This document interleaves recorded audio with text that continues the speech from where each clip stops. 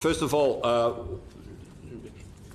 there are two different. There is internal security and external security. What I did yesterday was to give more evidence how we see as Parliament, and I think I'm in full. And Mr. Barnier has did also proposes yesterday exactly in the same line. Yesterday we talked especially on the internal security, where naturally the interest of both sides is to have a close cooperation. But this close cooperation will be a cooperation between the EU and a third country, the UK, as a chapter of the association agreement. And there we think that, and that's the reason why I have taken this document, because I described very precisely how it would work. There are things that are possible and things that are not possible. For example, there is a request by the UK side to say, yeah, the European arrest warrant works very well. Okay, that's an added value of the European Union. European arrest warrant, you know, it has been introduced politically in 2001 after the 9/11 attacks. It has been formalized and introduced in the European Union in 2004. Only Italy has taken a longer transition period of 10 years, so there it is only in 2014 that the European arrest warrant. But everybody says, added value, there is added value, because in the fight against terrorism, in the fight against organized crime, this is a very important and useful instrument. Well, it's naturally impossible for the UK to say, yeah, I want to stay in the European arrest warrant, and the European arrest warrant is the arrest warrant of the European Union. And as you are not a part of the European Union, you cannot be part of the European arrest warrant. But what we can do, and what we had offered yesterday, is let's make an extradition agreement that where we don't copy-paste classical extradition agreements as we have with a lot of other third countries, but where we try to go as far as possible to have the flexibility that is in the European arrest warrant. By shortening, for example, the periods that normally you have in an extradition arrangement that is not always flexible, that takes some time, months and months. So let's shorten that so that because it's impossible that the UK stays in the European arrest warrant, you have a flexible extradition arrangement that has at least nearly the same good, I should say, results as we have with the European arrest warrant. Isn't the problem here is that your idea of compromise actually then just puts on the table something that falls far short of what could be possible between the UK as a third country and the EU? When you talk the language of compromise, actually all we're seeing on this side from the UK's perspective is just this very hard application of cold logic about what it means for Britain to be a third country, and that is leading us in a direction where we're going to have a much thinner security agreement than what many people had hoped and envisaged, and would lead to suboptimal outcomes for European citizens and for British citizens too. Yeah, but you have to make a difference in politics, certainly, between what hope and what is possible. No, I have enormous hopes, but this is not always possible. I have also enormous dreams that are not always possible. So what is not possible is that you say, yeah, we are out of the European Union, but okay, we stay member in Europol, we stay member in Eurojust, we stay member in the European arrest warrant. Galileo, things like that. But even going further than what you do today. Because today, Britain has a number of opt-outs in these policies, where they don't participate in these policies. And now what the UK government is requesting to participate in policies where the UK government in the past has never opted-in.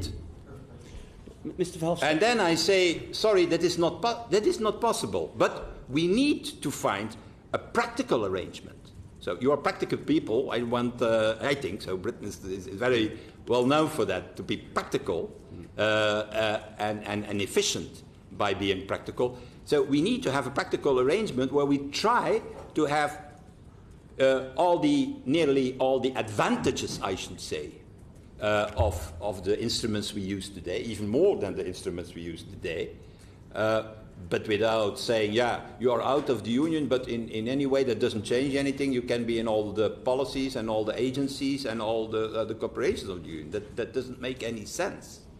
But Mr. Verhofstadt, you said something very prescient a few moments ago about reflecting on Britain's decision to leave the European Union and regarding it as a failure of the EU. Yeah.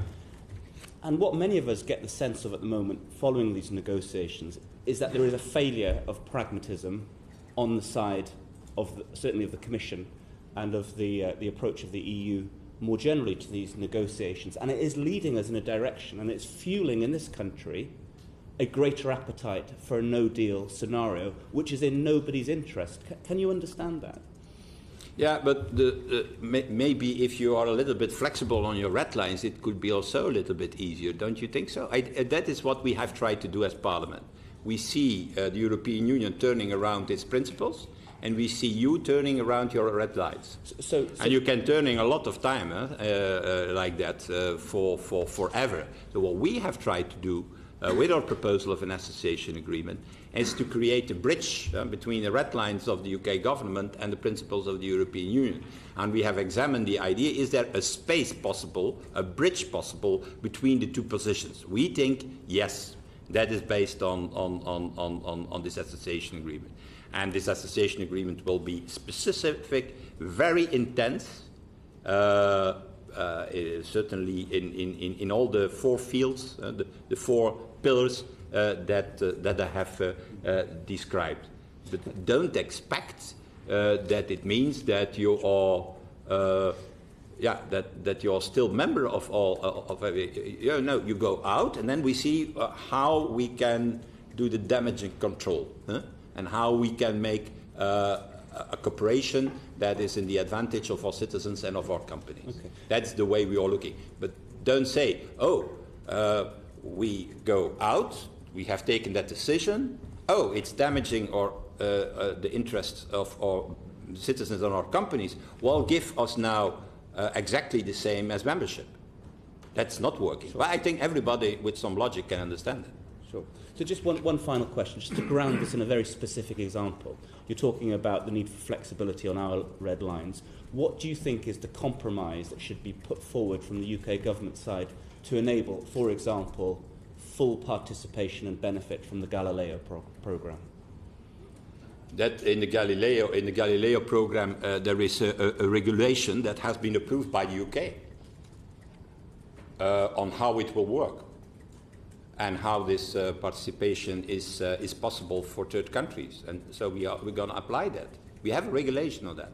On top of that, regulation has been approved by the UK. Mm-hmm. It's not something that we have invented ourselves. Except we had a request turned down for participating in procurement arrangements. Our proposal is to foresee a partnership with the UK to Galileo inside the rules that we approved a few years ago and that we're going to apply.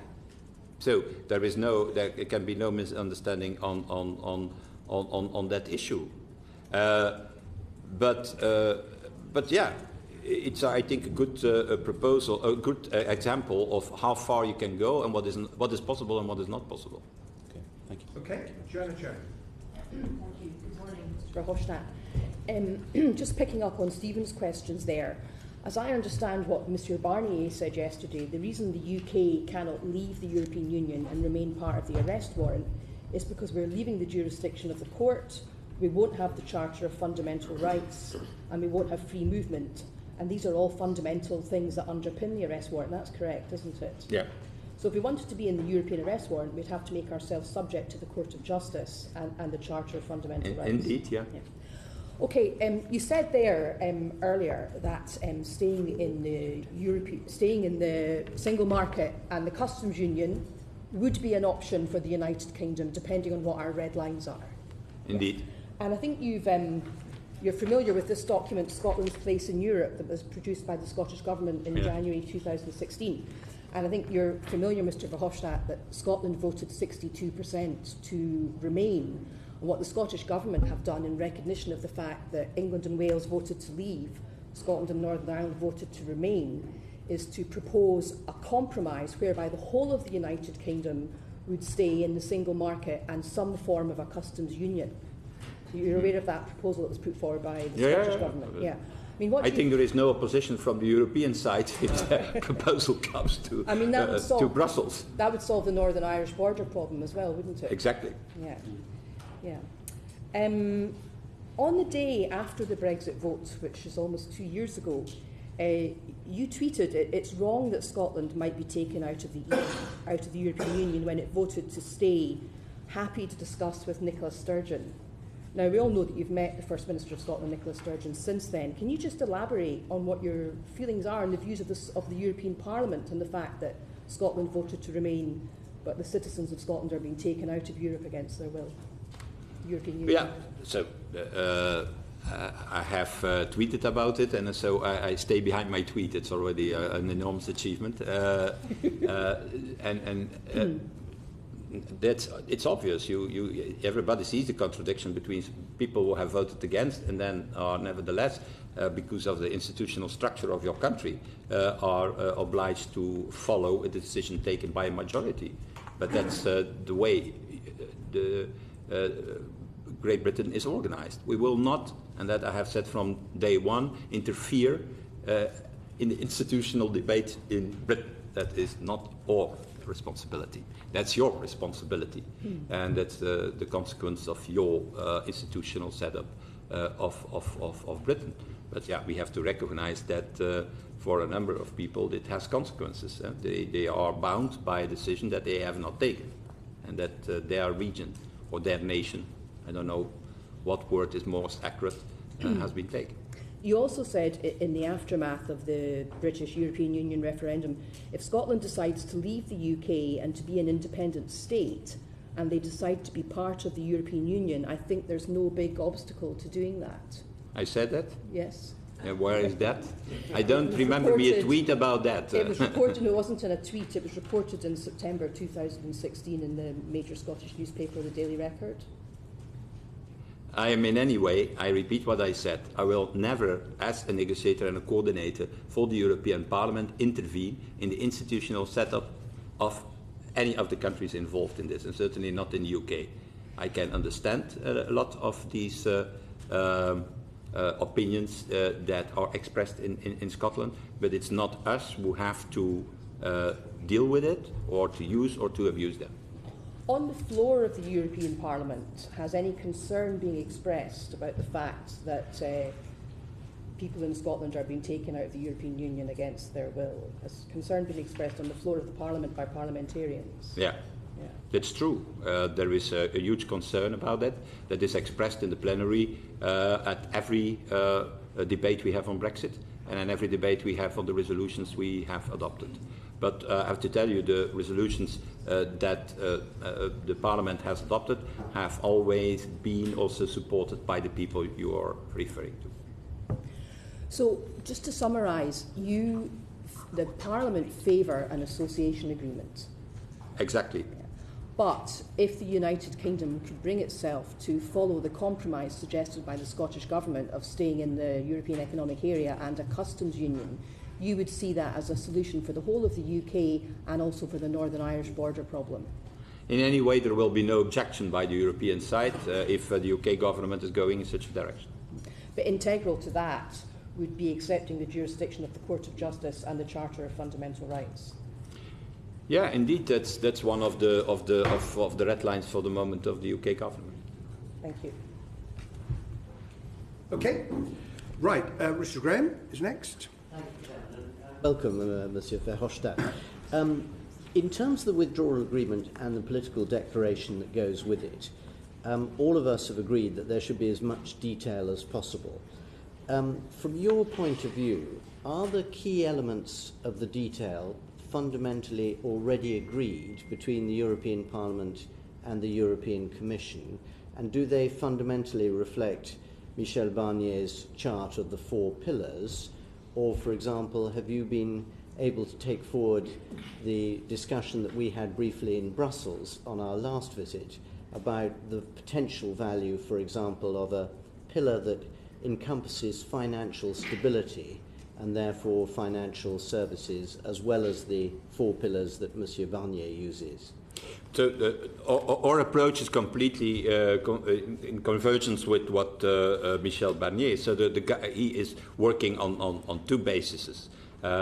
His mandate is based on two elements. That is the guidelines that are approved by the Council, and they are precise and general at the same time. They are in any way a lot shorter than the position of the European Parliament. And his second element is the resolutions of the European Parliament. There have been 4 resolutions adopted. That is the source of his mandate. And, and for that reason, you see that in our proposal, and it goes in exactly the same direction as Mr. Barnier's proposal to have these 4 pillars, this 4-pillar approach. The internal, external security, thematic cooperation and the trade. On your second question about financial services, I see that as a part of the trade and economic cooperation. It has to be solved and treated inside that first pillar. And would you expect on the trade and economic pillar the detail, for example, of mutual recognition, services arrangements, financial stability and regulatory cooperation, so would you expect to see that sort of detail there? Yeah, but I think that I know that many people talk about mutual recognition, but that's not the way we see it from the European side. Let me give you the example that of financial services. We see regulatory equivalence as the way forward for financial services. What do you see the difference? And regulatory equivalence, that means for us, if I can explain a little bit that concept, it is that Europe, also because our concern for financial stability, is making its regulation, is seeing if at the other side of the channel for some financial products there is a similar regulation. If that is the case, we can allow these products to come to the continent without any problem. But always with the possibility for the European side, where that is not longer the case, or when there is one or other external element, to stop this authorization of financial products coming to the continent. That's the way we see it. And we call that regulatory equivalence. So we decide on our regulatory framework on financial services. If we see that there is equivalence at the other side of the channel, that gives us the possibility to authorize products coming from mainly the City of London, I should say, to the continent, but always with the possibility to stop these authorizations from the side of the European Union. That's the way Commission, Council and Parliament in a unanimous way is looking to solve the problem of the financial services. So the difference between regulatory equivalence and mutual recognition seems to me fundamentally about the starting principle. Mutual recognition is that we respect the regulatory environment of a nation and we trust them if they say that XYZ company is a solid company to market those products in our nation and vice versa. Whereas regulatory equivalence seems to be more about demanding precisely the same rules and regulations rather than trusting each other's regulators. Yeah, what do you see the difference? Equivalence is equivalence. That doesn't mean always that it is identical. And that's the reason why we use the word equivalence. But yeah, it guarantees the autonomy of the European Union and the European legislators. And that is what we are looking for, that we give not up in a mutual recognition process or capacity to regulate. Certainly not in financial services. And that is the main difference, yeah. Within the political declaration, then, your position from the Parliament's point of view and the Commission's are fundamentally identical at the moment. What are the areas where you might anticipate the European Parliament taking a different view? For example, have you been able to resolve potential differences about your views on citizens' rights, where you've been very strong, and I think a number of us have been very encouraged by that, about the ability for Britons working in one country in Europe to be able to transfer and work in another without having to that's what we call the onward mobility. So of UK citizens living on the continent. in the first draft of the report and of the withdrawal agreement a few months ago, there was foreseen that problem of onward mobility is purely an issue of the member states, and that member states could, in fact, limit onward mobility by requesting that people, UK citizens moving to another country, needed to have other permits. In a joint effort with the UK government, so European Parliament was capable to put that out of the you don't find anymore in the texts, the last drafts as they stand today, this provision. And that was very important. So because our goal is to guarantee onward mobility for UK citizens in the final draft and in the final agreement, be it in part of the political declaration, be it in the withdrawal agreement itself. That is not so important, but I want to achieve that. For the Parliament, it is impossible to agree with an agreement in which the onward mobility of UK citizens is limited to one country, because that is in contradiction with the essence of the European Union. And so we're going to fight for this, and I think that we won, I should say, the first battle by putting already the opposite out of the text, and we're going to go further in that direction. That I can assure you. There is another issue that is linked to that, and that we will certainly discuss that this afternoon, because I'm also invited by the Home Affairs Select Committee to testify. That is, okay, we are fighting, and we have not concluded yet on the best procedure for to guarantee the citizens' rights after the withdrawal for our EU citizens living in Britain. But it's obvious that we need also the same smooth procedures for the UK citizens. Indeed. In the remaining 27, and it's our we have our goal is to scrutinize that. Yes. In the 27. Thank you. I mean, we had a preview, in a sense, of what the Department of Home Affairs is looking at in terms of the simplicity of process for EU nationals, and it was very encouraging. So I hope that session goes well. Can I just ask you lastly then, in terms of where you see the likely most difficult areas for agreement on the withdrawal agreement and political declaration, what do you think is going to be most difficult for us all to agree on? By the two outstanding issues, the Northern Irish, what we discussed in the beginning, and secondly, the governance. You don't see the future framework as being you talk about the future framework, or about because the withdrawal? Two go together, because of the withdrawal agreement and the political declaration. No, and for the future, certainly, how far can we go? How intense can be that relationship on trade and economics? And can we, for that, to find a relationship that is respecting the red lines you have put forward, and not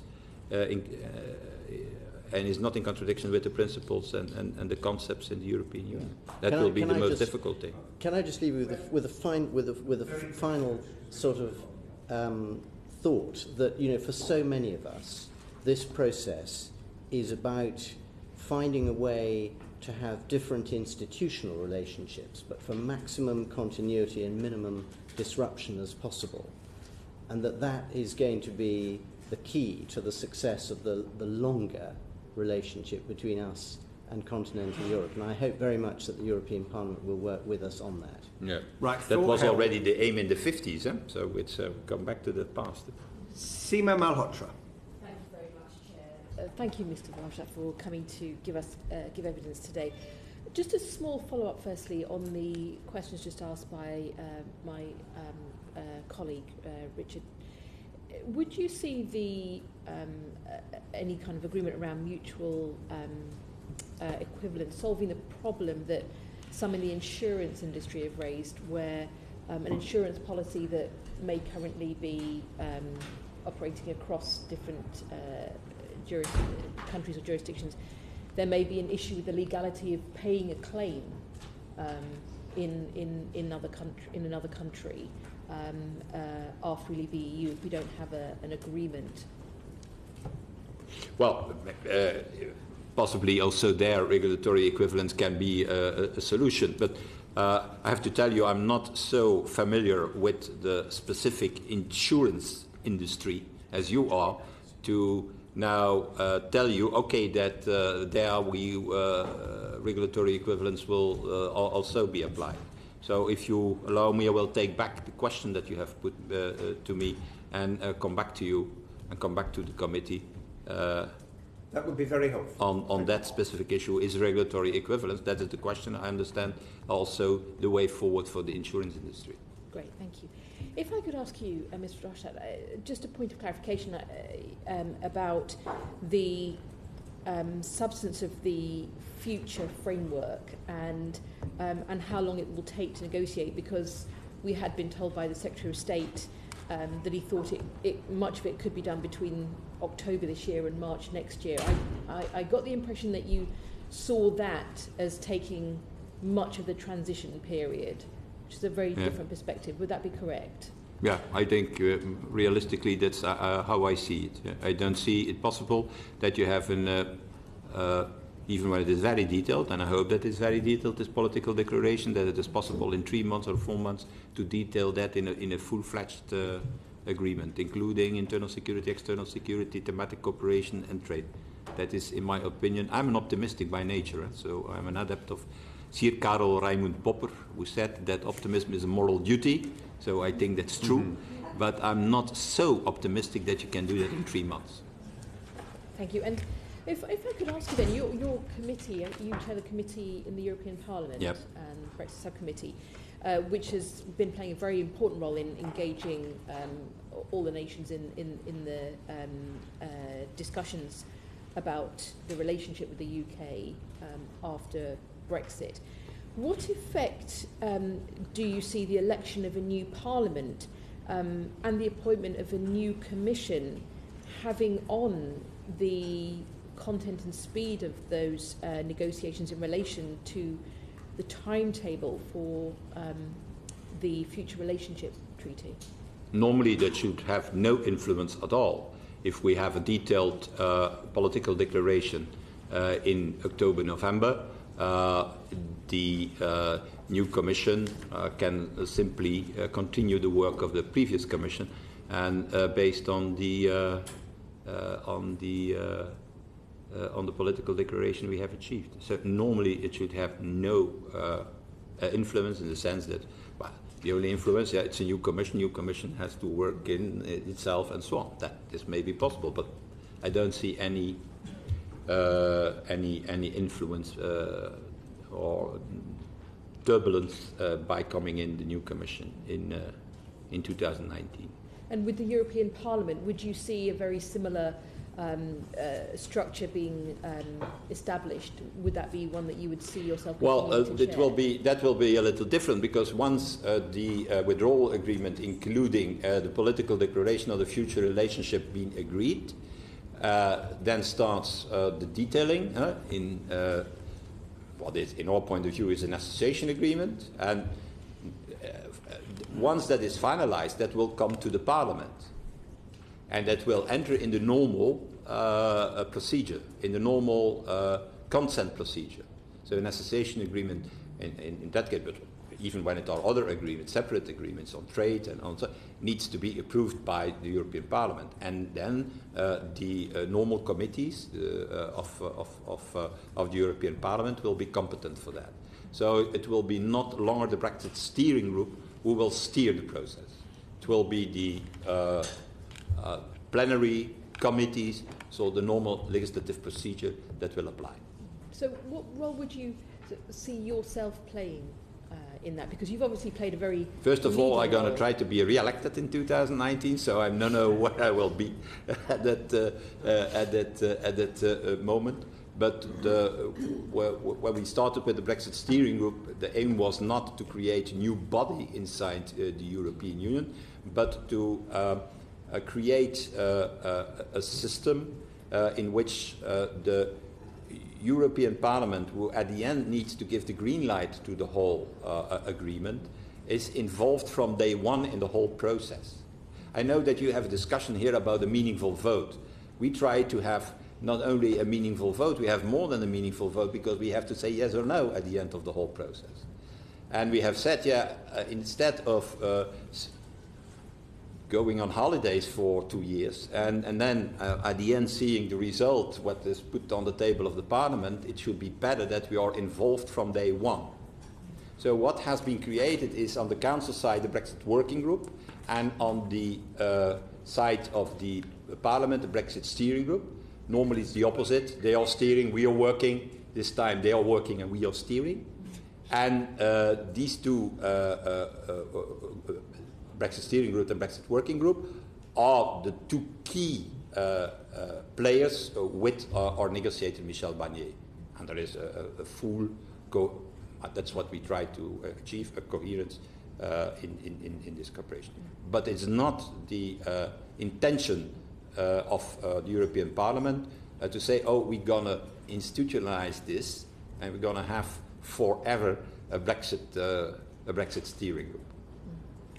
If I could ask one final brief question on the issue of freedom of movement, which obviously has been an ongoing point of contention.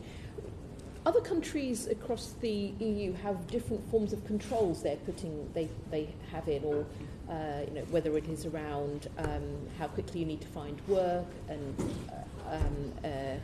conditions around freedom of movement. Do you think there is much more that that Britain could be doing, even within what's available now? Well, it has always been my opinion that inside the existing framework of the freedom of movement and the existing legislation of freedom of movement in Europe, member states have a lot of room of maneuver. And that not always all countries, certainly not the UK, have used all this room of maneuver. And that was one of the discussions we got as European Parliament negotiators directly when we got this negotiation with Mr. Cameron. Argument was, why don't you fully use the room of maneuver that is in the existing legislation to control, to manage, to a certain extent limit migration. So, I can give the example of Belgium if you want, where we are very keen, for example, on social security benefits for migrants. Maybe so for some people that we are too harsh on this. I think that we are far more tougher on this than whatever has happened in the past in Britain. And does that surprise you? Does it surprise you that Britain hasn't taken advantage of what's actually it's available? the autonomy of every country to use the possibilities in the European legislation. But it was always my impression that this room of maneuver that exists in the migration legislation and the freedom of movement legislation in Europe has not been fully used by some of the member states and by the UK particularly. Okay. Emma Roots. Thank you. Good morning. Given the complexity of the negotiations and the major outstanding issues, how confident are you that an agreement will be reached on the withdrawal agreement and political declaration in order for our Parliament to vote on it, and indeed the European Parliament to vote on it, by the end of the year? I'm still confident that it is possible to reach an agreement in October, November, even when I know that for the political declaration it means that you have only, after summer break, 9-10 weeks to achieve this. But if the political will is there, it is possible. And I hope already to see indication of that in the new white paper that the British government will publish in 2-3 weeks. I don't know the exact date. Maybe there are other people in the room here who can tell us the exact date when this white paper will be published. But we hope to see there already an indication of possible solutions for that political declaration. Many of us perceive that there have been delays along the line. For example, you mentioned the white paper, which we thought was going to be published before the June summit, and now it seems that it will be published afterwards. Is there a possibility of a delay in the whole timetable? If, for example, the European Parliament didn't receive the political declaration and the withdrawal agreement until the start of next year, would that give you enough time to scrutinise? No, normally we need 3 months. 3 months. In our procedures to go from an agreement that is put on the table and the plenary vote, and the vote in plenary. That's normal. So if there is some small delays in October now, weeks more, that is we can manage that. But maybe we have not to say that too loud, because that's not putting the pressure on those who will have to reach a deal. And what is the latest that it could come to you? Because obviously you've got the European Parliament elections as well, so Parliament starts to wind down. Well, you can count yourself. If I say 3 months before the end of the year, that is the ultimate date. Otherwise, we cannot be sure to have a vote in plenary in March. And if it did fall back beyond that, what would be the attitude of the European Parliament, and indeed yourself, of any proposal to extend Article 50? I know that's not on the table at the moment, but hypothetically. Yeah, but I think it's not a good moment now to start to bid on can we have 3 weeks more there or 4 weeks more there. I think it takes the pressure away for those who have to deliver in October, November. That are practical, there are certainly for that practical solutions if it is a question of weeks, but that is not the main point here. The main point is the political will and the capability to reach a detailed political declaration in October, and it can be November, no problem. But you cannot go beyond, I think, the year 2018. Okay. Assuming that that is the case and that there is an agreement by November, December, when realistically could the negotiations on the future partnership, following on from the agreement in the political declaration, when realistically would they start, given that we're going to have European Parliament elections and we're going to have a new team in Immediately. There is no reason why they could not start immediately. But again, I think it's not very realistic to think then that within 3 months everything can be concluded. That is what my point is. But immediately, there is no reason why there should be a delay, or why we should say, oh, we're going to wait until a new commission is there or a new parliament is there. No. The new commission and the new parliament will be bound by the political declaration approved, by the political declaration who goes in parallel with the withdrawal agreement approved by the European Parliament. Okay. So they are bound about that. So there is no need then for to say, oh, we need a new approval by not at all. Okay. Not at all. That's good news. We are an ordinary parliament. And in your experience, not only in the European Parliament, but obviously as a minister and prime minister of your country, when it comes to negotiating with third countries, will we have enough time to sort out all the detail before the end of 2021? Before the end of the transition, I see that possible, yeah. I don't think that it is impossible. I know that people are saying, we have all seen trade negotiations who take 2 years, 3 years, 5 years, 7 years. But we are not strangers for each other, no? We have worked together, I think, quite a lot in the same environment. So it's not that we start from nothing at all, on the contrary. We start from an environment that we know very well. And that you know very well. So I think it's possible to sort all these 4 pillars, because we see 4 pillars in such an agreement, out before the end of the transition, what you call implementation period.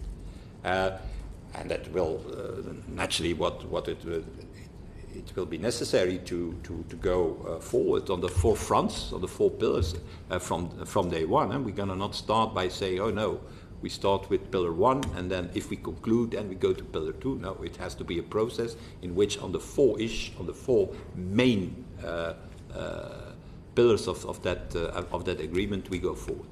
Okay, one final question. On the customs arrangements, the government is still deciding whether it's going to put forward maximum facilitation or customs partnership. Yep. It seems that the EU is not very keen on either of those proposals. In your view, are either of those proposals workable, and would they be workable from the end of the transition?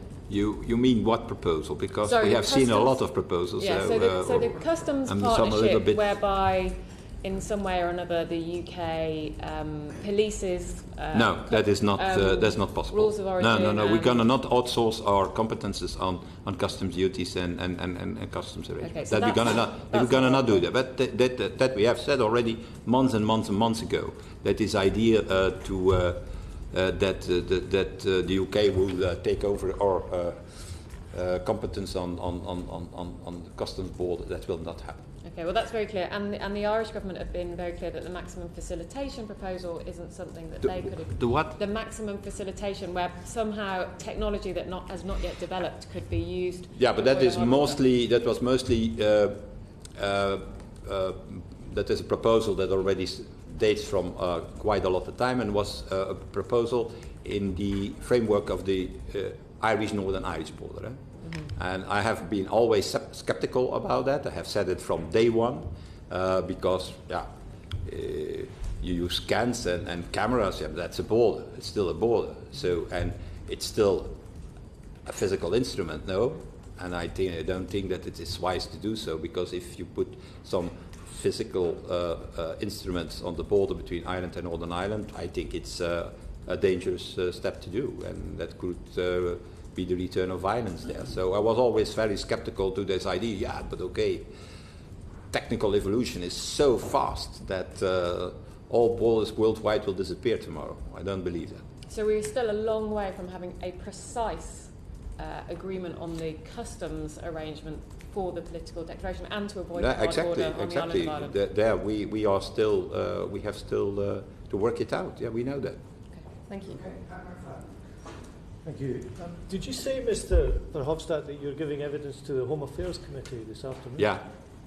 I have to go there for a 1-hour session about two things, I think, two topics. There's the citizens' rights, where we are in the practical, because there are a lot of questions. The questions are not longer on the principles. The questions are more in detail how it will work in practice for UK citizens and for EU citizens, and so for both sides. And the second is on how we react on the government's proposal concerning internal security. That's the point that we already a little bit discussed a few moments ago. Okay. That are, I think, I think the two items for this afternoon. Well, you'll earn your money. So it's a full day in the House of Commons for me. I want to take you back to the subject that the chairman began with, which is this question of Northern Ireland and the border. Yeah.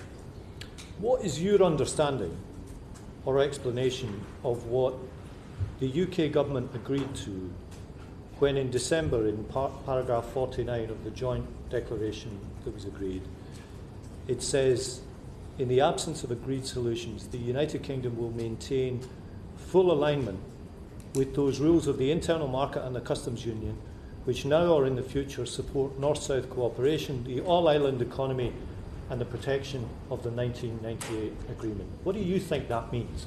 I think it's so precise and so clear that there is no interpretation possible. It's exactly what you have read, and that has been confirmed in the letter that Mrs. May have sent to President Tusk 3 months later. Yeah, it's 3 months later. Yeah, more or less 3 months later, in preparation of the previous council. But again, this is a backstop. It is not the solution. It is the arrangement if there is no solution that can be found that avoid a hard border between Northern Ireland and the Irish Republic. How broadly should we interpret the phrase, those rules of the internal market in this? The rules of the internal market. There's the rules of the internal market. It's the whole acquis. That's the acquis. You know the acquis. You are part of the acquis for the moment. So every rule that you now apply in the single market is covered by that sentence. Yeah, but I just want to clarify this. In your interpretation, is this the full acquis or is it selected rules of the internal market? No, it's the full acquis normally. If it is the full acquis, yeah.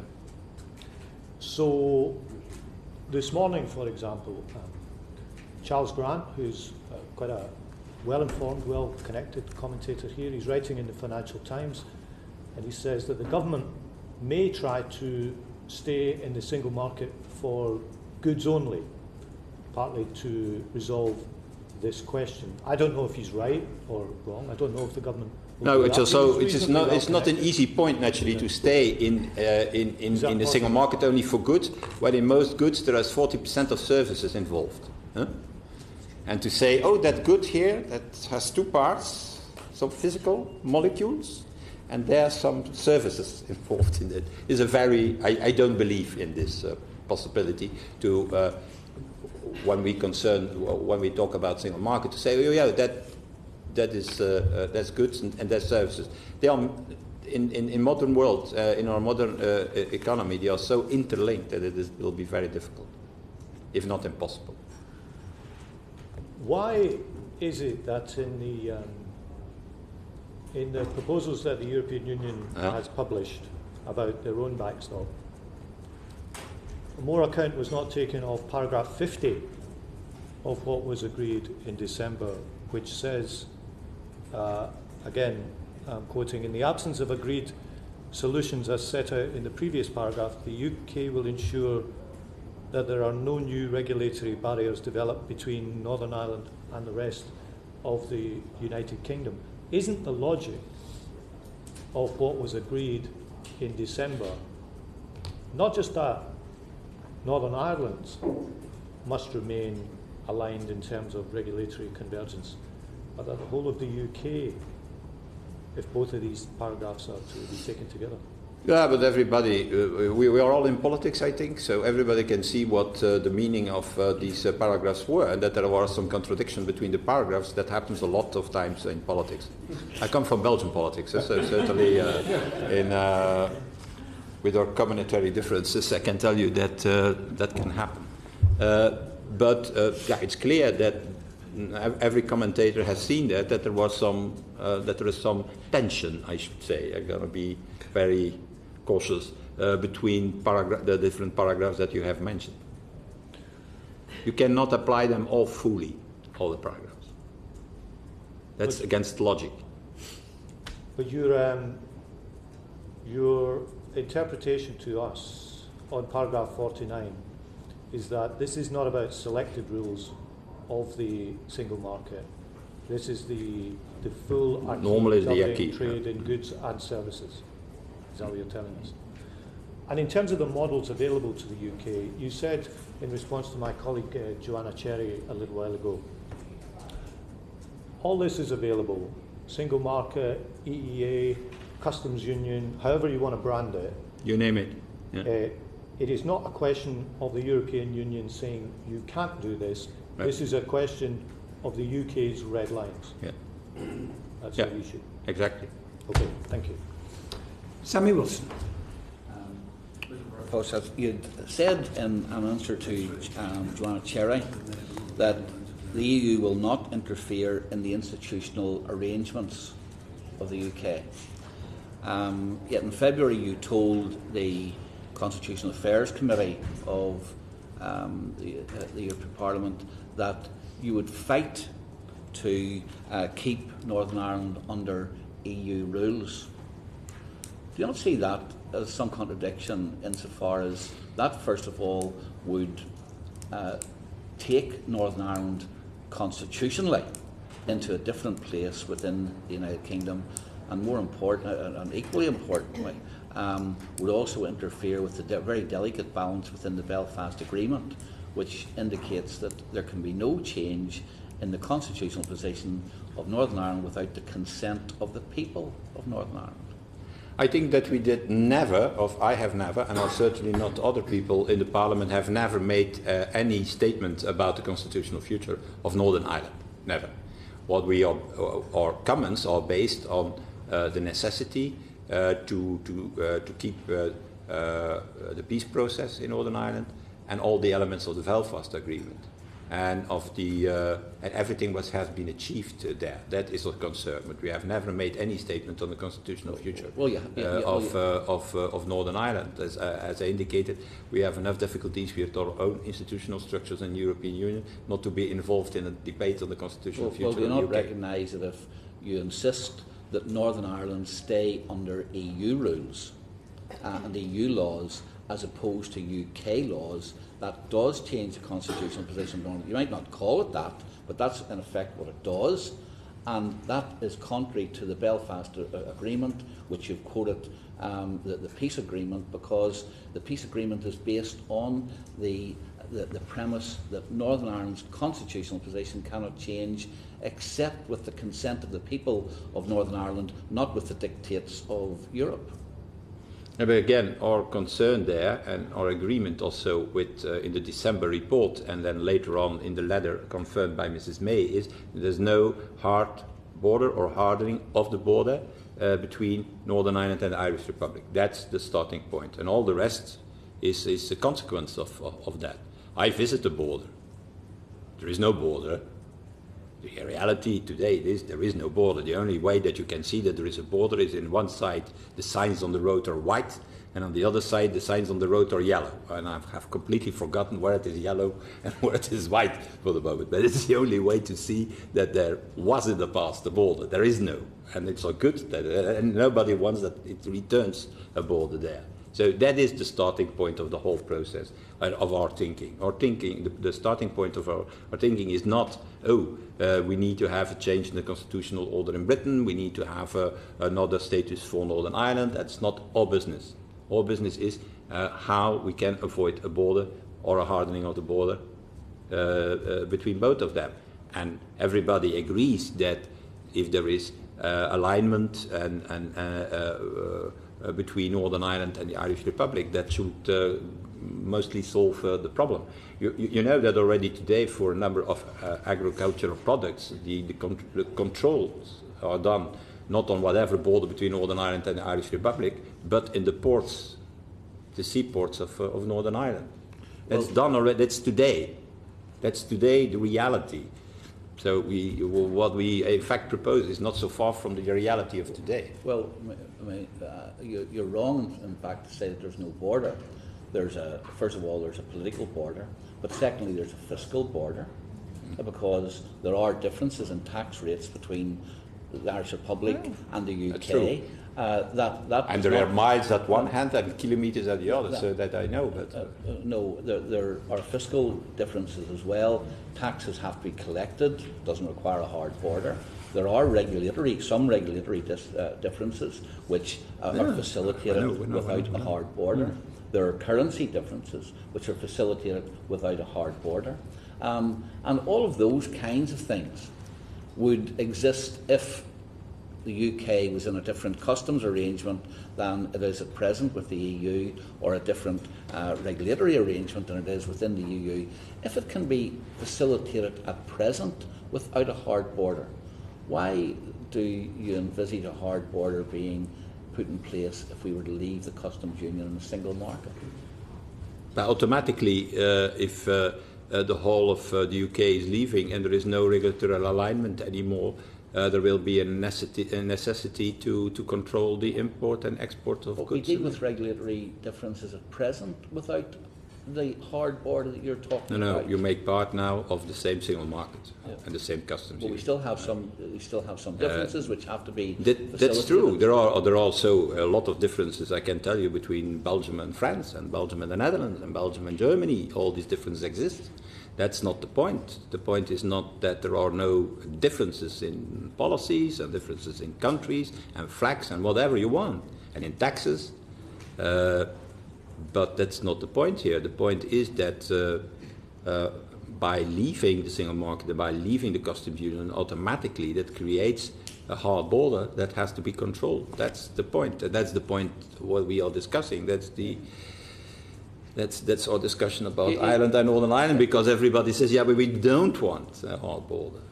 And then comes the question, how to achieve that?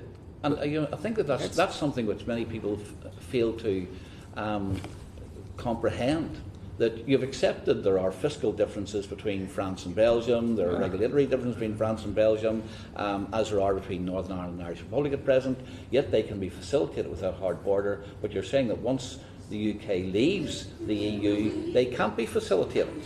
Yeah, but they can't be facilitated because there will be differences. But you can. There is a single market.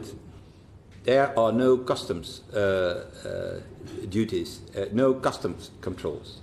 With your products, you go from one country to another. That's the way it works in a single market. And what you give up by going out of the single market is exactly that. So that we need to control imports, exports, conditions, qualities of products, and so on and so on. That is, this administrative burden is created by going out of the single market and out of the customs union. So maybe we can find a lot of solutions in the future relationship to avoid that. That's another issue. You can. It's difficult to deny that the decision to leave the union has created there a problem, and that problem is different than what you try to tell me, that, oh yeah, this is the same as, for example, the regulatory difference and the tax difference between the member states of the European Union. It's not the same. Well, how are tax differences collected at present without the hard border you're talking about? Yeah, but there is nobody on the border between France and Belgium controlling if you have paid your taxes in Paris or if you have paid your taxes in Brussels. How are the different tax rates collected at present when, for example, alcohol travels from the Irish Republic to the UK? There's a tax difference. How is it collected at present? I'm not a specialist of what's happening between Northern Ireland and the UK, but what you're telling me now is that there is a kind of an invisible border between the UK mainland and the Northern Irish and Northern Ireland. So what do you have then against the backstop? So I think the point that I'm trying to make is that taxes can be collected without physically stopping vehicles and checking what's on them and working out what the tax is required to be paid. So if it's possible to do it now inside the EU, why is it not possible to do it outside the EU? The same technical ability will remain. I think we have a difference of point of view that is more of conceptual nature. Well, let me just move to another promise that you've made. You've promised that you don't want to interfere in the institutional arrangements of the United Kingdom, yet you say you will fight to keep Northern Ireland under EU law. You've also promised the Irish Republic that Ireland would not pay the price of Brexit.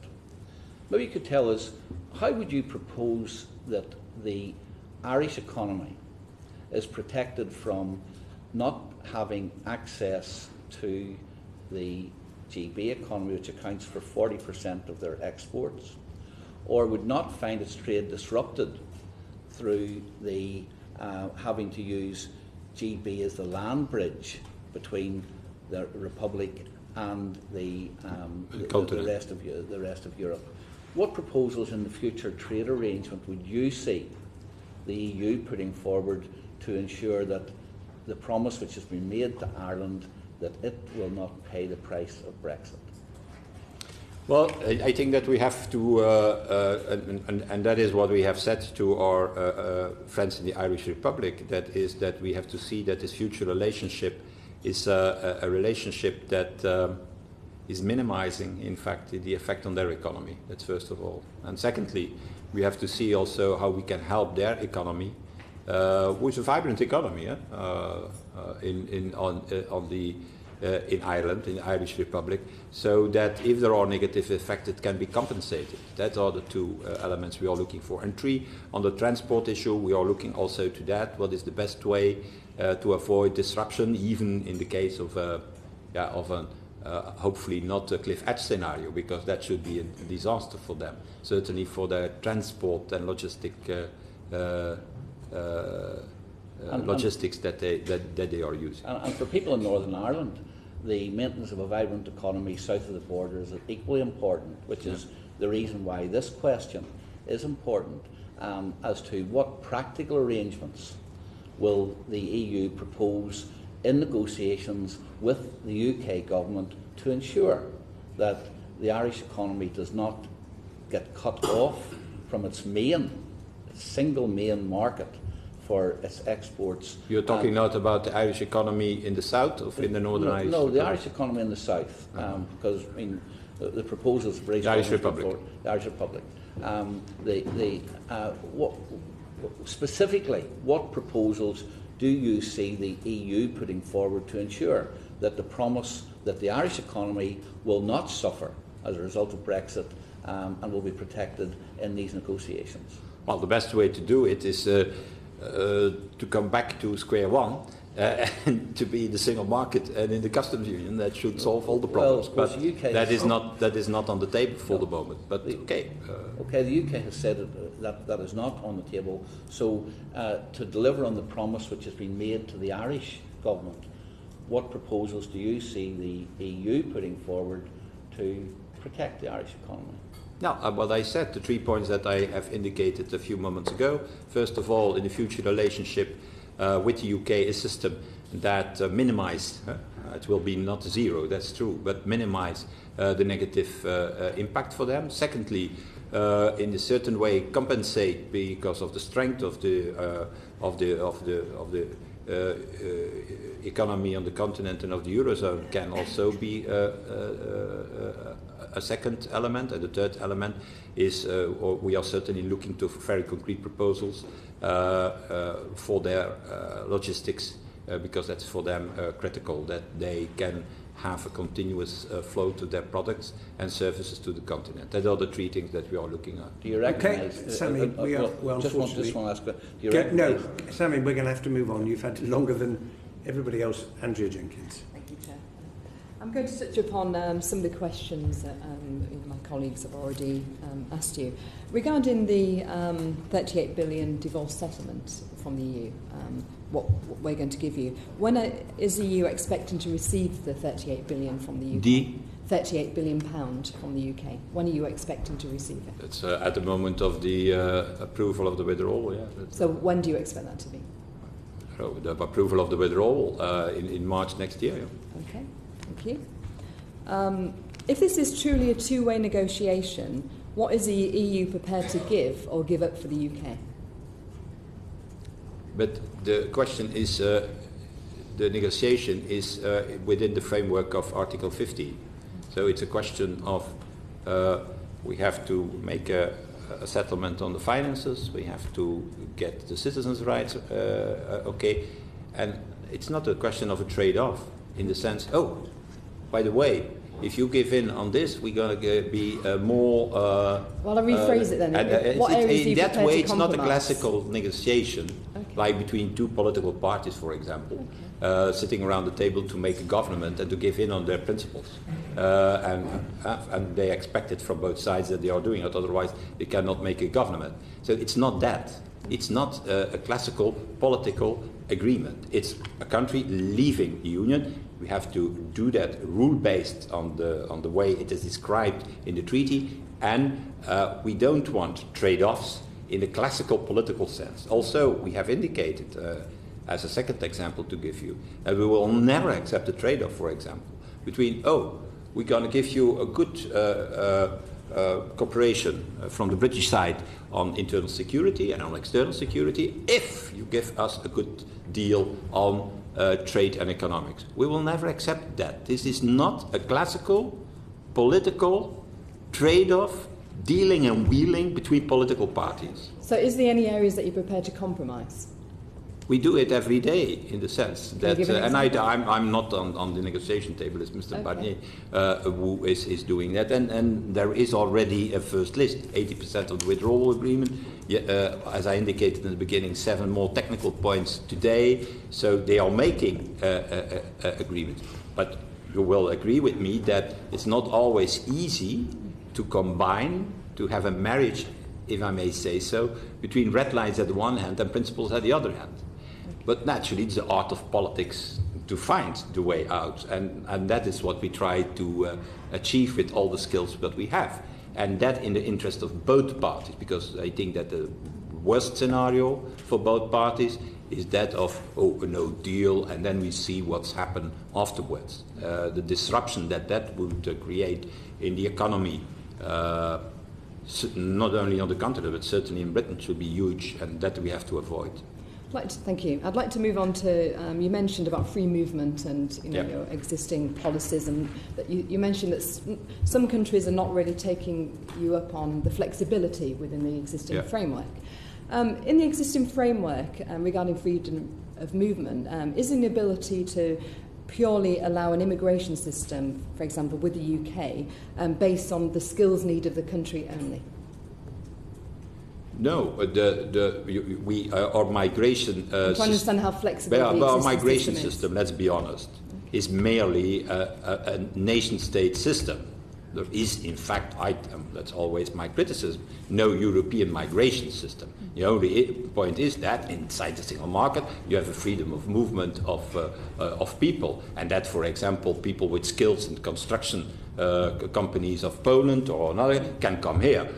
Unfortunately, so I'm a lot of times in Britain, and when I go to a hotel or to a hospital, then I see a lot of these people with these skills coming from other countries in the European Union working here, and that's good, I think. Labour mobility in Europe, let's be honest, is low. Everybody's talking about this enormous problem of labour mobility. Labour mobility in Europe, you know what it is? It's 1%.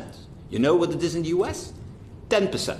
So that means concretely that only 1% of the workforce in Europe is moving to another country to work there, temporary or not temporary. In the US, it's 10%.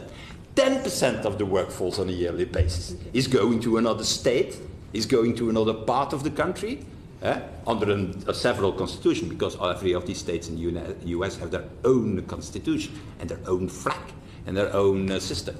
So labor mobility, okay, I didn't find it a big issue. You find it a big issue. Okay, I can understand it, but it's only 1%. And this 1% makes that, in fact, in total, also Britain included, the number of vacancies in Europe is 3 million. Why? Because of a lack of labor mobility. And so, okay, I have not to judge for the whole debate during the referendum about migration. Well, it was about, it's not migration coming from outside the European Union. The debate was about the labor mobility inside the Union. Well, I tell you, the labor mobility in the Union is fairly good under control because it's only 1%. Right, final question, Chair, if that's okay. Sure.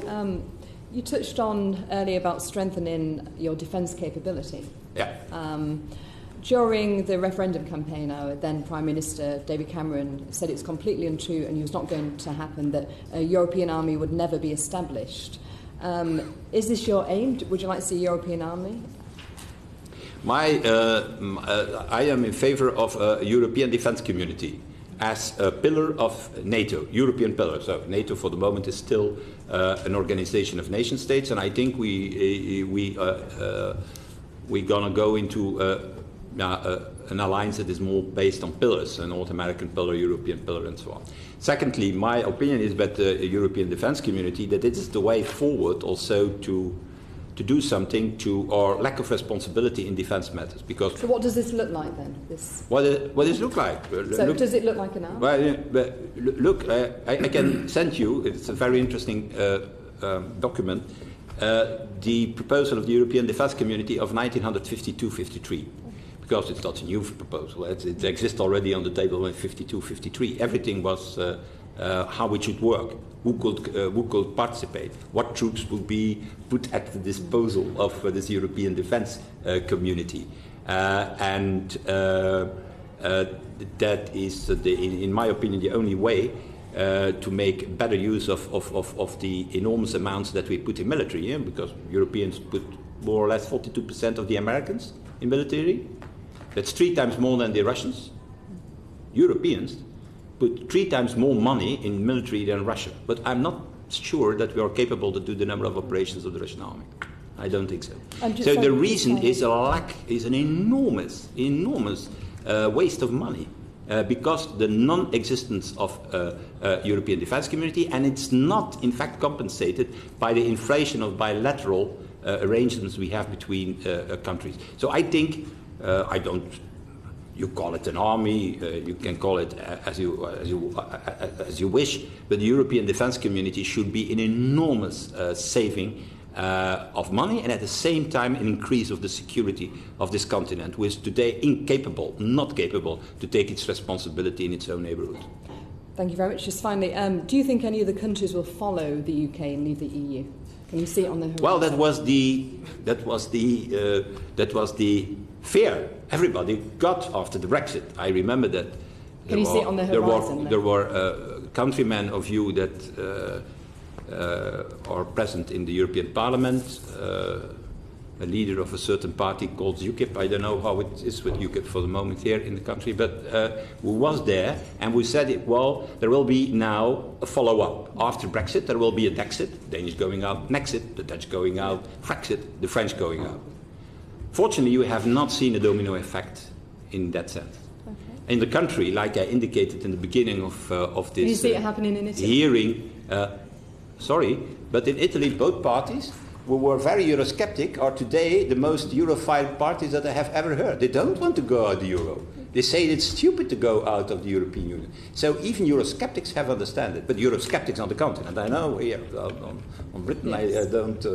I'm not capable to qualify Eurosceptics here in Britain. Okay. But the Eurosceptic parties, or in Europe after Brexit, or lost the elections, like in the Netherlands, because there are Europhile parties who won it, or the Eurosceptic parties changed completely their opinion and find now that the euro is a stable element of their economy and don't want to go out neither of Europe, neither of the European Union. But that doesn't mean, and that's my point at the beginning, that we don't need to reform. I'm even more Eurosceptic than all Eurosceptics in Britain concerning the actual way of doing in the European Union. I don't think that system is sustainable, the European Union, as it exists today. It has to be reformed, in my opinion, in a federal sense. It's the only way it can work. Okay. So there I have some common ground with the Eurosceptics. Other colleagues who have still to come in, and Stephen Kinnock is next. Thank you. Thank you, Mr. Verhofstadt. The British media today is reporting the draft conclusions of the 29th of June European Council Summit, where the European Council is saying it expresses its concern that no substantial progress has yet been achieved on agreeing a backstop solution for the Irish border. Do you agree that do you think that the 29th of June summit is going to make any significant or substantial progress at all in terms of these Brexit negotiations? Well, I think the progress is what I have indicated in the beginning, and that's that common statement that has been made by Mr. Davis and Mr. Barnier yesterday, I think, where they indicate the progress in the withdrawal agreement in 7 specific fields of the withdrawal agreement. But I don't expect more than that now, to be realistic. Thank you. On this issue of the Irish border, which seems to be the fundamental stumbling block, not least because it connects the withdrawal agreement to the political declaration. It's the kind of umbilical cord between the two. The European Parliament has advocated an association agreement. Yep. Do you see an association agreement being a basis for resolving the Irish border issue? Well, it doesn't solve all problems, naturally, an association agreement. An association agreement is a framework in which you can create a relationship based on one governance, one ratification cycle, with democratic institutions and covering everything what you want. But it is not a miracle. It doesn't. You cannot say, oh, we have an association agreement and now the border issue between Northern Ireland and the Irish Republic is solved. You still need to to decide on content, on what you put in the trade and economic pillar of that association agreement. Will it be, what will it be? Single market, customs union, EEA, less than EEA, only a bespoke trade deal?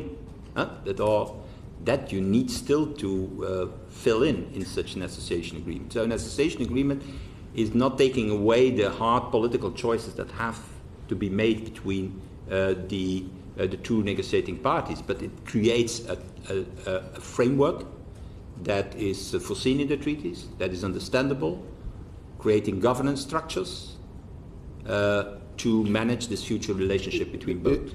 Isn't time a major factor here? And the reality is that we have a very narrow and narrowing everyday window of opportunity. So the reality for resolving the Irish border issue is now there has to be an off-the-shelf solution, and that has to be the EEA plus a customs union. Isn't it now just time to inject some honesty into this discussion and recognise that that is the only realistic solution on the table? It's to you to conclude on that, not to me to conclude on that. I have, if there were no red lines of the UK, then I see very easy to find the single market and as the solution, for example. But that's to you to decide on this. Even when I have understand it, I don't know if it's true. People said to me, "Don't use the word EEA." I said, "Why can I not use the word EEA? That's a toxic word in Britain." I said, "Okay, a toxic word. Are there other toxic words in because it has the word Europe in it. It contains the word Europe. That's why. The word Europe also. So toxic. Stay away from that. Okay. Stay away from it. And I have to go out then.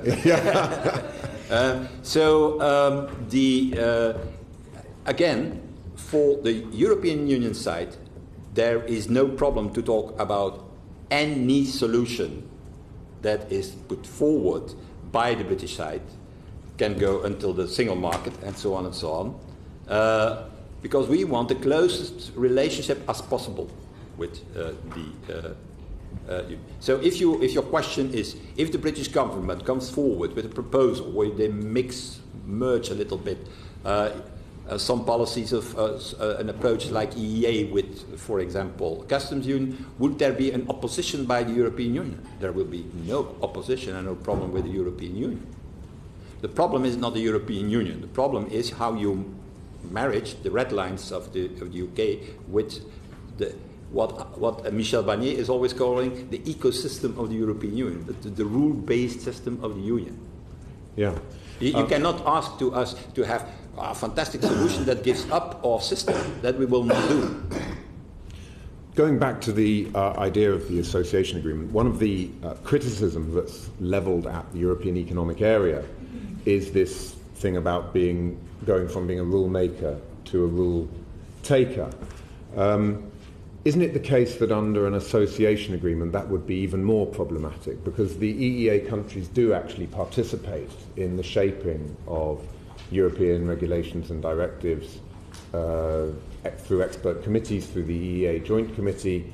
You also have the EFTA Court these are well-established institutions, whereas with an association agreement you have far less of a stake and a far weaker leverage in terms of the actual making and shaping of the acquis? Well, my answer to this is that the association agreement has an enormous flexibility. You can put a lot of fields in it or only limit yourself to one or another field. Secondly, you will put in place a governance system where we will have a governance structure between the UK and the EU on senior level, on ministerial level, and on leadership level. So it will be a bespoke system. And where we will have 2 times a year, 1 time a year, I don't know, a summit between EU and UK. Well, we have joint association councils between ministers, British ministers and EU ministers responsible for the European Union, governing that agreement, and at the same line on the level of senior officials. So it is it's not possible to compare it immediately with saying it's that type of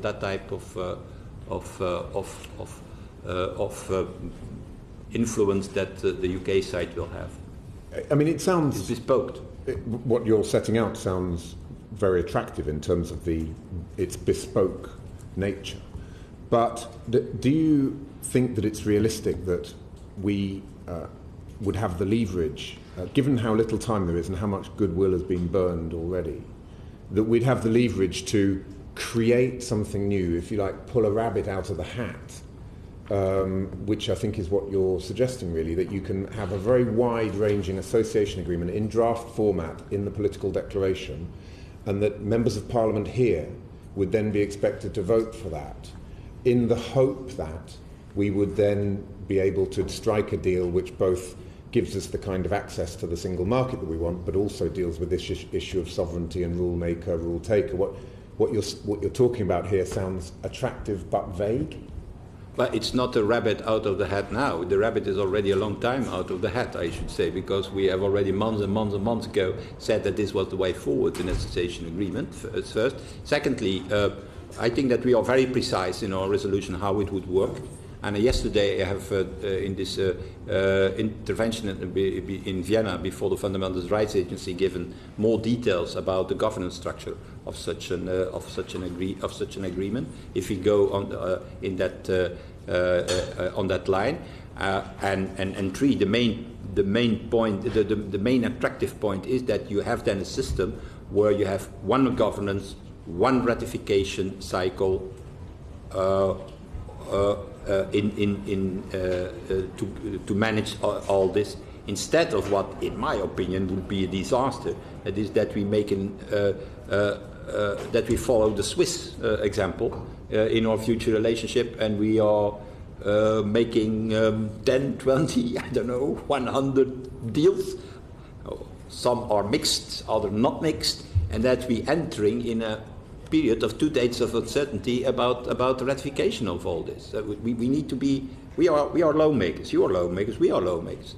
So we need to be very prudent on that. We need to have a system that works from day one, and and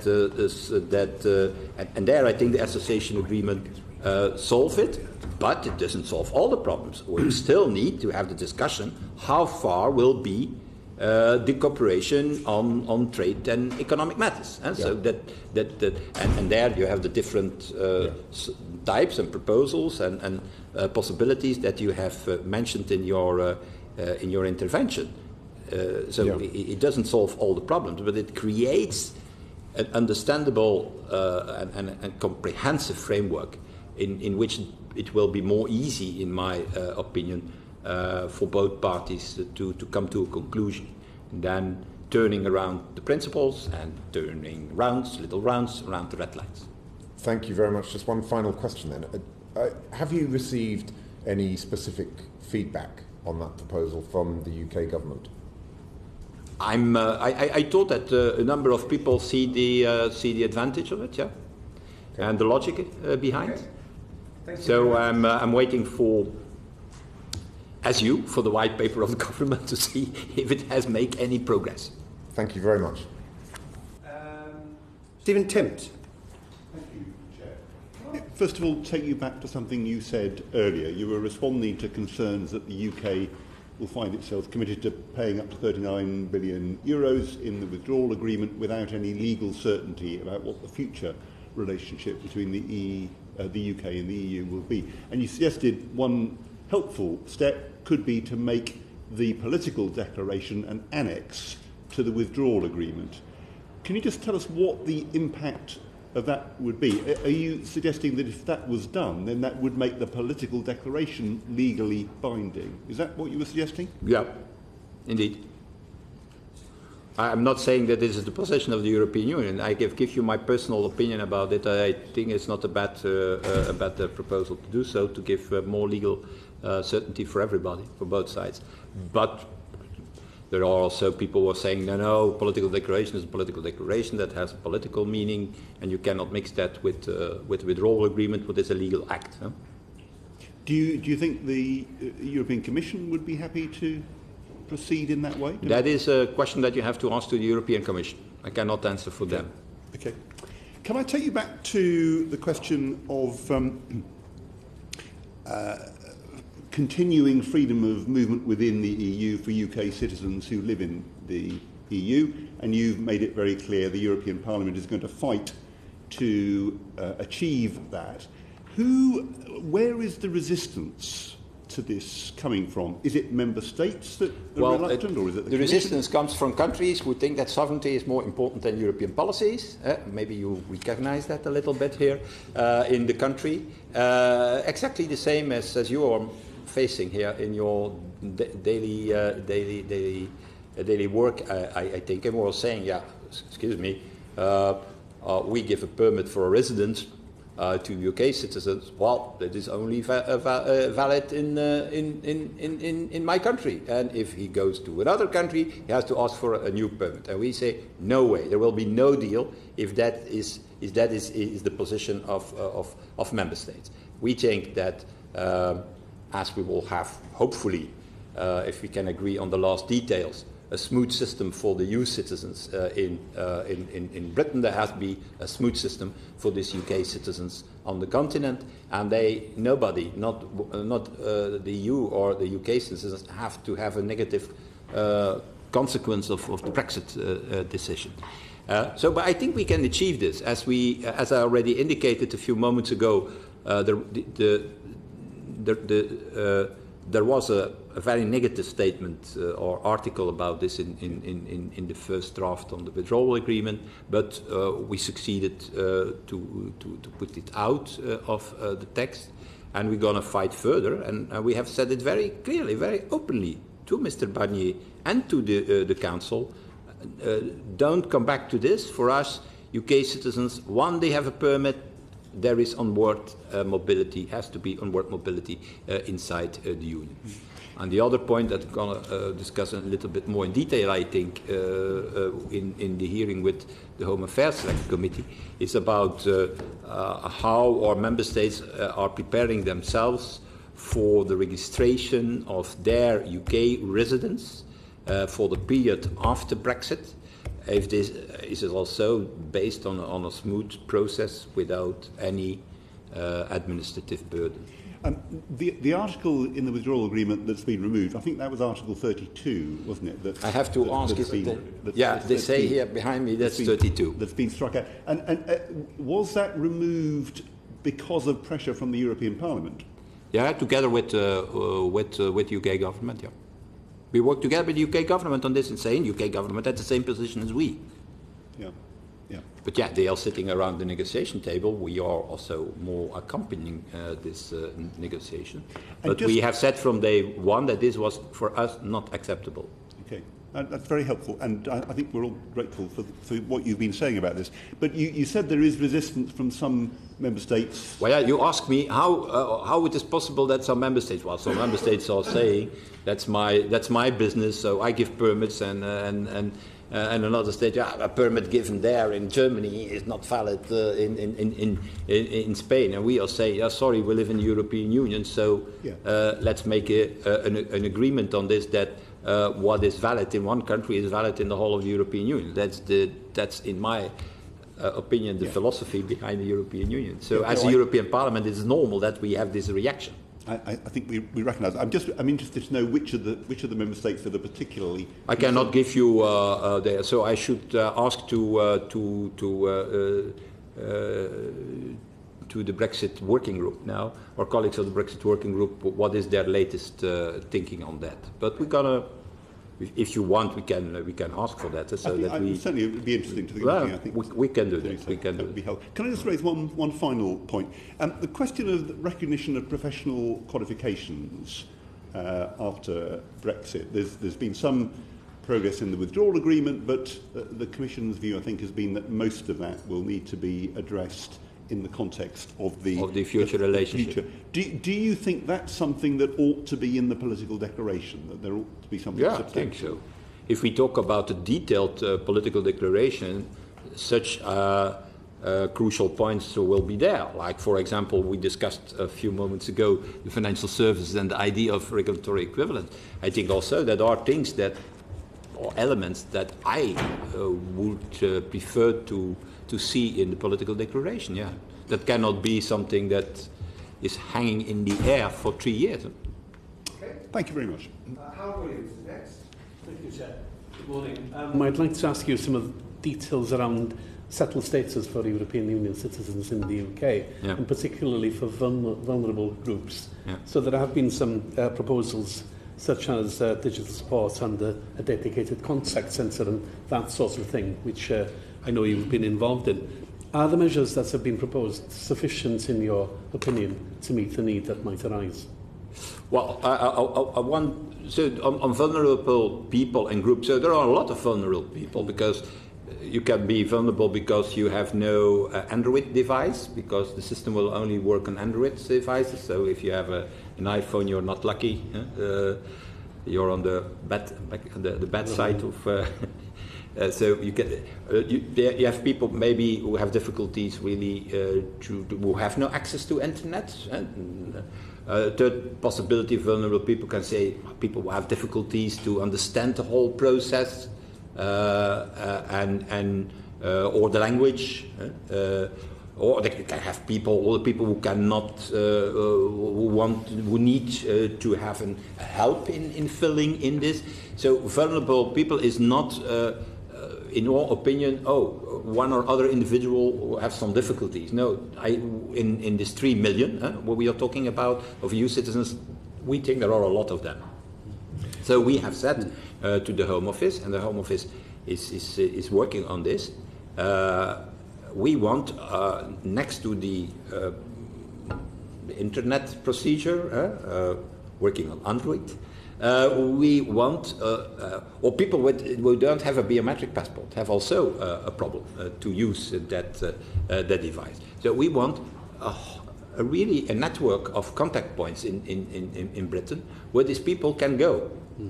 And a contact point, that doesn't mean, there's one contact point in London and one contact point in Birmingham, and one. That's not what we want. We want really a number of contact points where the people can easily go. Or if they cannot go because they are, for one or other physical reason, not capable to do so, that there is, the Home Office comes at the home of these people to fill in these registration. We call it a registration for settled status.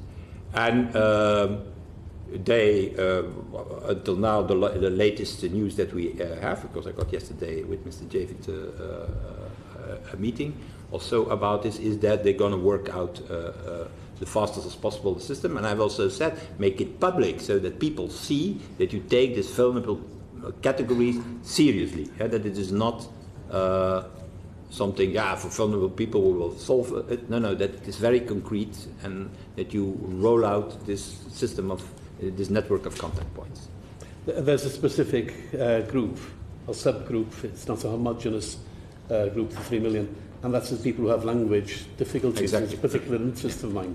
And I reckon there might be about 250,000 people who would encounter language difficulties potentially. Are you aware of any proposal that people could apply in one of the other official languages of the EU, other than English? The idea would be that there are different languages used. Are you aware that we have a new system of social security being introduced called the new system of social security being introduced in the UK called Universal Credit, and the design of that in my part of the world, which is Wales, intended that it would be available bilingually. But the design is such that it can't cope with 2 languages, let alone 27, and that application through the medium of Welsh has had to be postponed because the system cannot cope. I'm not aware of that. Yeah. Well, that's just a point of information that you might want to take up with the Home Affairs Committee this afternoon. There is a particular hard case, and hard cases make bad law, but a particular hard case in Wales where Welsh and English are official languages. So, going into the detail of the matter, are you aware whether EU citizens living in Wales who can speak Welsh or wish to speak Welsh will be able to apply in Welsh or in English? Okay. The track record of not being very good, as I said, in terms of the social security system. I'll give you, for instance, if I may, very quickly, Chair, a former academic colleague of mine is from Denmark. She speaks Welsh, lives a life through the medium of Welsh, and sometimes speaks English, and I'm not sure how she will apply. We're going to put the question to them. I'd be glad if you would. Yeah, I'm very sensitive for language questions. As you know, I'm Flemish and come from Belgium. So. Can I then go on to just the situation of British citizens in the EU? In the EU. Specific points. The European Parliament's resolution of the 14th of March proposes that the EU 27 examine how to mitigate the loss of citizenship rights within the limits of EU primary law. What does that actually mean? What is mitigating the loss of citizenship rights? Well, what are you looking at? Well, yeah, that is the EU citizenship. If you you're a national of a member state of the European Union, automatically, based on our treaties, you receive EU citizenship. And EU citizenship has a number of advantages. And so, for example, consular aid. So if you're somewhere in South America, in the Amazon, for example, and you have a problem, then you can go to whatever your European nationality is, to a consulate of a European country, and they are obliged to help you. And that's consular aid, for example. Or you have the possibility also to participate in elections. So there are in total, I have now not the list, 4 specific rights attached to EU citizenship. So there is now the issue that if for the people going out of, normally they lose that EU citizenship. There is, in Northern Ireland, it's even more complicated actually, because there the people can continue to have an Irish passport. And by having an Irish passport, they retain their EU citizenship. And there is also the whole question, can you, once you got your EU citizenship, can you lose it? Because you lose it not by a decision that you personally have made, but by a collective decision of a country going out. So that's an open question, an open issue. I have launched quite a lot of time ago, I think at the beginning of the whole process, the idea to have the possibility for UK citizens to retain their EU citizenship on an individual basis.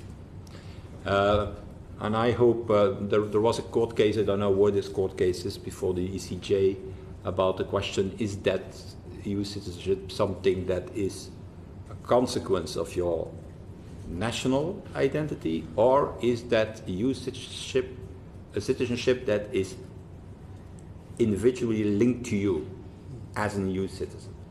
And so, if I don't know if this case for the European Court is for the moment, or but it would be interesting to know what the European Court thinks about. I mean, I have a particular interest in this, having led a debate on the matter in Parliament here a few weeks ago. Just to be clear, I mean, what you envisage as European citizenship would be extended to UK nationals living in the European Union. Is that what you're proposing? No. It was about UK citizens in general. And that would include the people who not only live in Northern Ireland, but of Irish extraction, who live in the UK? In general, those who have EU citizenship now and normally should lose it because of at Brexit Day. Yeah. Thank you. Okay. Thank you. Jeremy Lefroy. Thank you very much, and I very much sympathise with Mr. Verhofstadt's last comment, and I would urge all parties to pursue that, especially as somebody who's just renewed his passport, which extends to 2029 and says European Union at the top of it. I just wanted to ask one question coming out of the declaration or the statement of the 14th of March of the Parliament. And in paragraph 5, it talks about the shortcomings of the EU's relationship with Switzerland, which you've already referred to. Of course, Switzerland is a member of EFTA with a separate agreement from the EEA within EFTA. Is there any way in which an association agreement could be held between the UK and the EU within the context of membership of EFTA? It's not It's possible to have an association agreement and to make an EFTA-type arrangement in the economic and trade pillar. That's possible. So, because the association agreement, again, I repeat myself now, Mr. Ban, is not limiting the possibilities of whatever. You can, in the economic and trade pillar, do only a very small trade cooperation. Or you can put in that, put a single market if you want. So that the association agreement is neutral towards the intensity of your cooperation. But it tells you what you have to cover and how you have to, what governance you have to put on it, and how you have to manage it, and how you have to ratify it, and how it can be applicable. That is the advantages of it. But it is neutral towards the question, we're going to limit ourselves to only trade in a few areas, or say, no, we go into an EFTA type, or an EA type, or a single market type of cooperation. There it's neutral. So that's the reason also why it is not a miracle. But it creates a framework that is, in my opinion, better suited for our negotiations than turning around principles and red lines. So, just to be clear, there is no implicit contradiction between the UK at some future point becoming a member of EFTA and having an association agreement with the EU. No, if you foresee that in your association agreement, there is no problem. No? Because in the agreement it talks about the UK becoming a third country, and then in paragraph 4 it states a third country must not have the same rights and benefits as a member state of the EU or a member of EFTA or the EEA, or the EA, not and the EEA. Yeah. Besides, so that seems to me if you agree that in your association agreement, in your trade part, you want an EEA solution, okay, then you take an EEA solution. And then you can still, because apparently there's a toxic word, you use other words for it. So that's all. But that is independent from. So what you put in your trade and economic part, there you have full flexibility, and it's an association agreement doesn't limit you. Thank you. Okay, thank you, Mr. Verhofstadt, for coming in. It is enormously courteous of you to come to the UK Parliament, and it's been easier to persuade you to come than some officials of Her Majesty's government. So thank you very much for being here. And my apologies for being late. I was asked to see the whips about some of today's business on the meaningful vote. I'd like to follow up on one of Mr. Wilson's questions on the Irish border, to get your view on what would happen in the event of no deal. If the UK did not put up a border, would the European Union require Ireland to put up a border? Yeah, in the case of a no deal, then automatically there will be a border. Huh? But the UK has made it clear it won't put up a border. But the UK has made it clear it won't put up a border. We'll have no physical infrastructure. They have said in the beginning a small border. But the EU... There's a border, a small border. But there's a border already. But the EU would, under those circumstances, put up a physical border. Is that correct? But we want, in any way, to avoid it. Yeah. Our basic principle is we don't want it. That's also the reason why we want an agreement. Yes. And you prepare yourself always for the worst scenario, but that is not our thinking for the moment. No. And we want to avoid it in any circumstances. And but are you saying... but what are you going to do when this is happening and this is happening? That is not the way we are working in, because that should be a very bad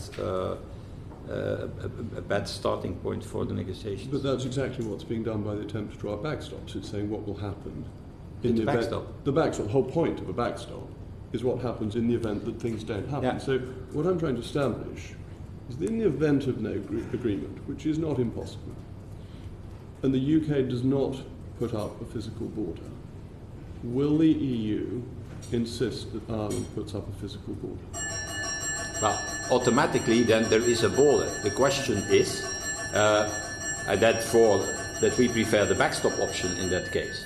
Okay. Maybe you can, to avoid a border from your side, then accept the backstop option. That could be also... No, we can avoid a border unilaterally. We can simply say we're not going to put up a physical border. Yeah, okay, but you could And then would the EU insist that the Republic of Ireland did? No. Because if you wouldn't, then the whole issue's gone away, because if you're not insisting on a hard border, no, we're not going to insist on a hard border, who is the magical person insisting on a hard border? Yeah, but there will be still not regulatory alignment, for example, between the north and south. So we will have to deal with that problem. Yes, but that's the reason why it is absolutely to avoid that we have no deal.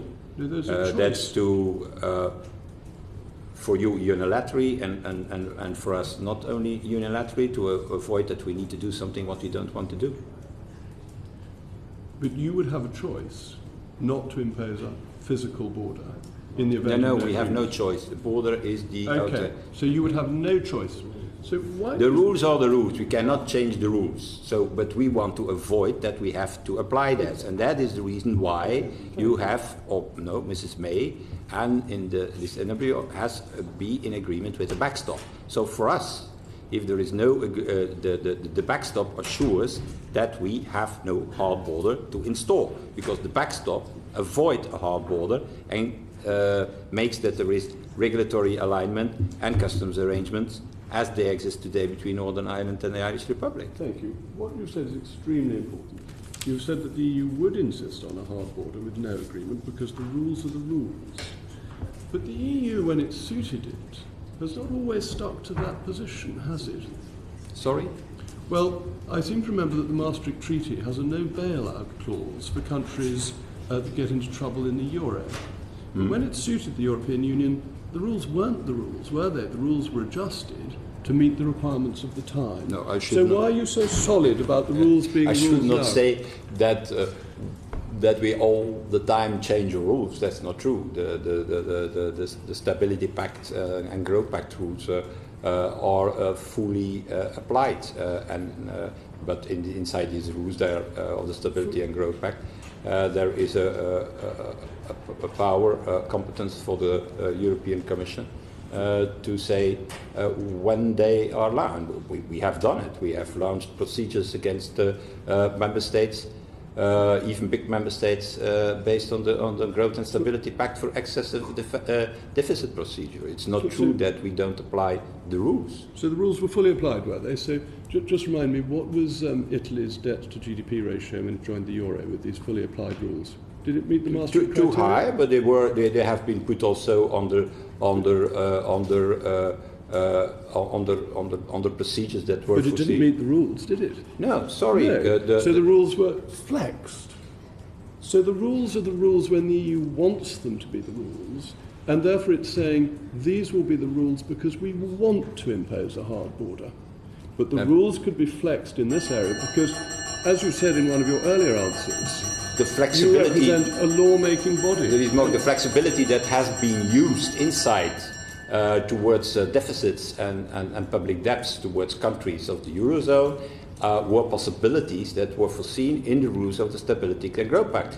The Commission didn't go outside the rules of the Stability and Growth Pact. They have used the flexibility foreseen in the rules of the Stability and Growth Pact. These were the rules to join in the first place, which were much clearer.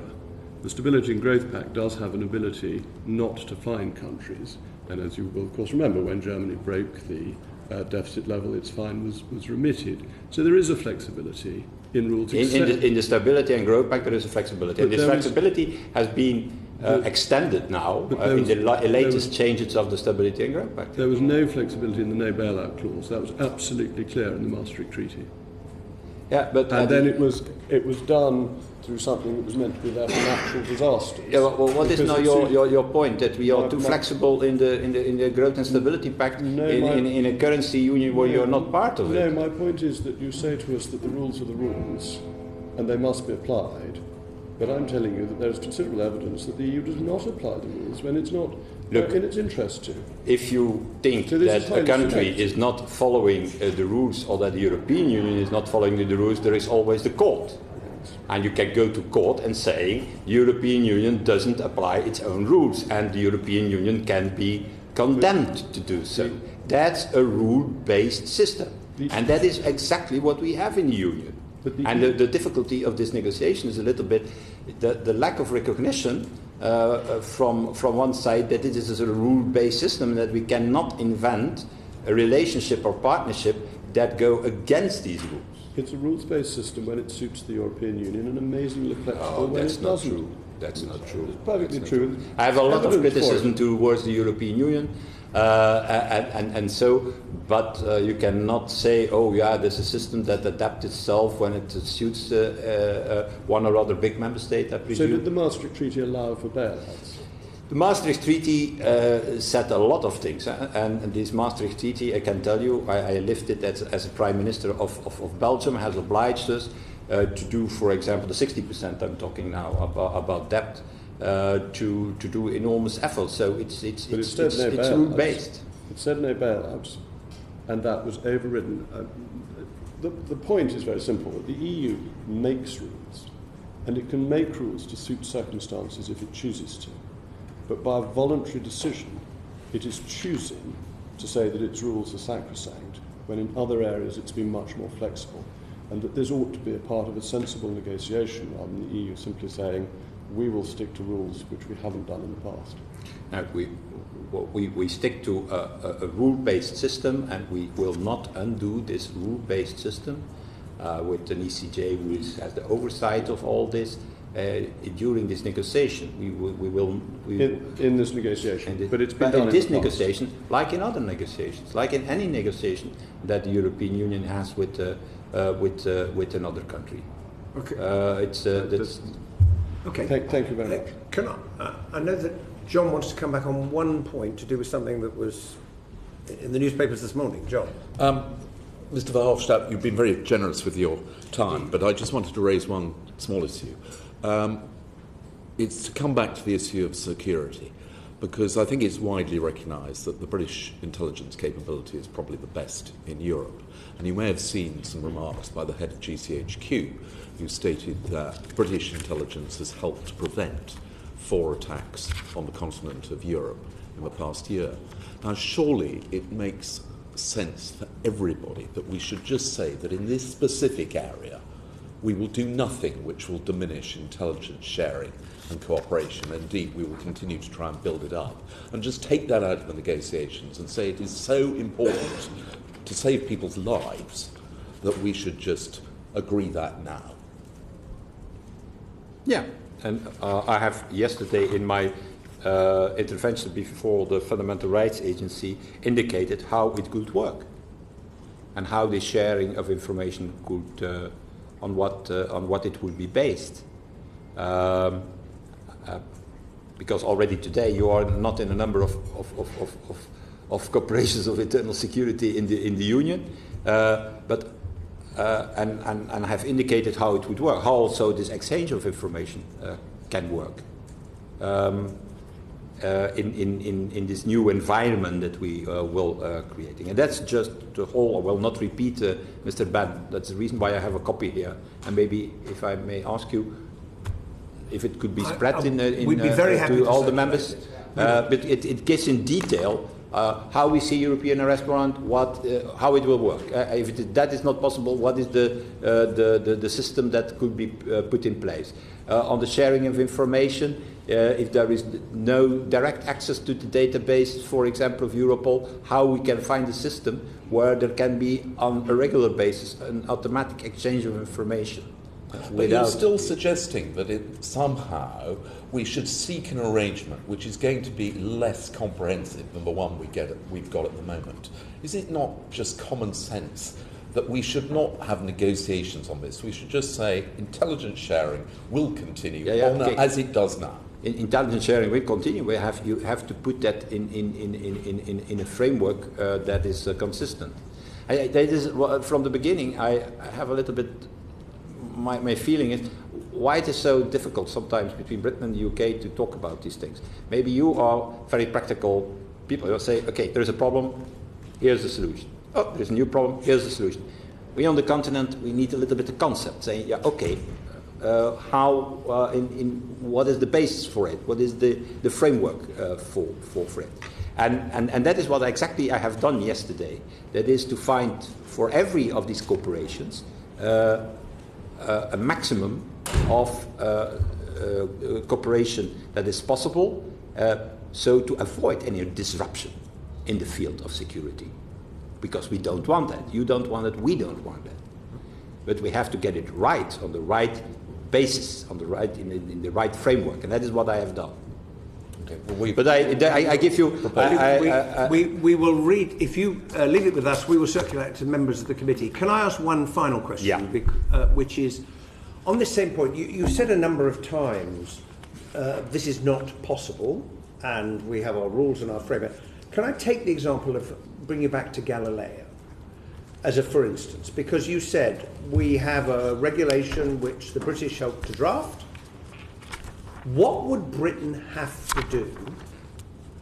What would Britain have to say? What would Britain have to accept in order to continue to participate in the Galileo programme? Well, they can continue to participate in the Galileo programme, and that within the rules that we have agreed on. It's not that they cannot participate. So what would Britain have to say for that to happen? As a non-member state, what would Britain have to do? They said what we want to, for maximum possible, participate in the Galileo program, and we have said, yeah, that is possible within the rules that we that are applicable in Galileo and that have been approved by the UK. And what we are doing, what we are proposing as a participation of UK in the Galileo program is the maximum possible within the rules of Galileo. That is precisely my question, Mr. Verhofstadt, because what I'm trying to get at, because you've referred obviously to the British red lines, I'm just exploring in this final question the European Union's red lines. And the answer you appear to be giving is we can agree a certain amount of cooperation, but no further because of the rules that we have at the moment. The question I'm trying to understand is, if Britain said